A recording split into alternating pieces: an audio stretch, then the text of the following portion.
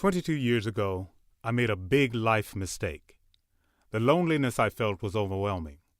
However, I didn't possess the desire to open up and share with anyone about the issues I was facing. My family didn't understand, and neither did my friends. I hid my heartache. Choosing that route didn't prove profitable. Looking back, I think about what my adult self would have told my young adolescent self. I imagine the conversations that would have taken place had I not wandered down such a rough road. I'm a big believer in the adage, everything happens for a reason. For that reason, my story is like my skin. I wear it, naked and unashamed. I accept it. It's mine and a part of me. Additionally, I embrace my story because I know it is something you can relate to. Struggles, disappointments, and the feeling that you can't measure up or that no one understands. Maybe you are struggling at school and want to give up on education. Maybe you are that 15-year-old girl who just discovered she's pregnant and needs support. Do you have a rough life at home? Are you trying to decide if you should deal drugs for extra cash to help your mom pay the bills? Dilemmas, hang-ups, uncertainties. We all have them, and we have to face them and deal with them head-on. There is a solution, young people. There are people who care. I care. The Change, If I Can, You Can project is reinventing our youth culture. It is bringing a voice to the adolescent who feels he or she doesn't have one. It is becoming the bridge that uses love to overcome broken homes, alienation, and lack of respect.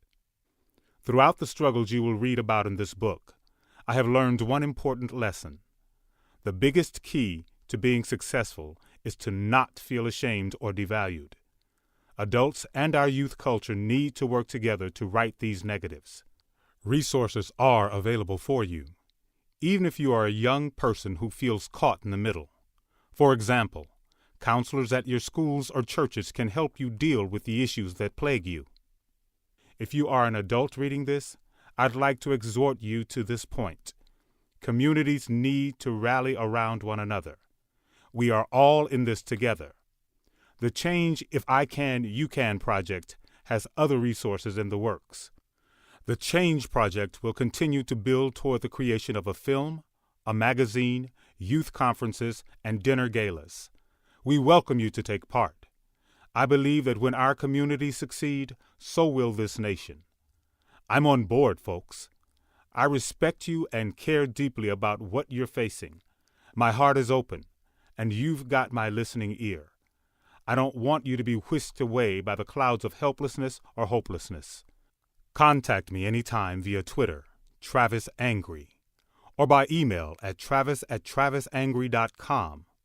I'm here for you. Change, If I Can, You Can is on board. How about you? Chapter 1. The Beginning. Change does not roll in on the wheels of inevitability, but comes through continuous struggle. And so we must straighten our backs and work for our freedom. A man can't ride you unless your back is bent. Dr. Martin Luther King, Jr. Before you know who I truly am, I want you to know where I've been. Like many people, my life has been full of ups and downs, good times and bad. I've struggled throughout life in every sense of the word, and through trial and error, the path I am on now is the one I've been trying to steer toward all along. In the cotton fields of Albany, Georgia, lies a place unknown to most, a place that I like to call America's beautiful secret. It's a place where the sweet smell of peach trees fills the air and the warm sun shines endlessly.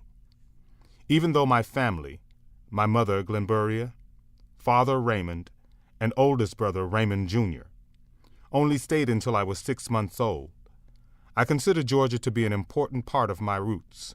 My father grew up in Georgia and told countless stories about his childhood and my grandfather's funny cough, which I will mention again later.